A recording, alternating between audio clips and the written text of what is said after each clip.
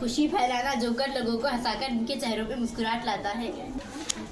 ज़हनी दबाव कम करना, इंसान को खुशी और फिक्र परेशानी दूर से करना। लोगों की तफरीक करना, जोकर का अहम काम उसे लोगों को हंसाना होता है। मजाक के जरिए पैगाम देना, जोकर हंसी मजाक में तमाजी या अखलाकी बात समझाता है।